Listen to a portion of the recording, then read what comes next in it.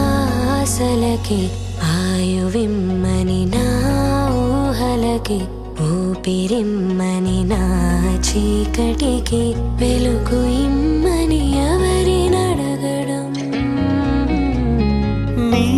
కంటపడే వీలు లేదని నీ వెంట వచ్చే దారి లేదని నా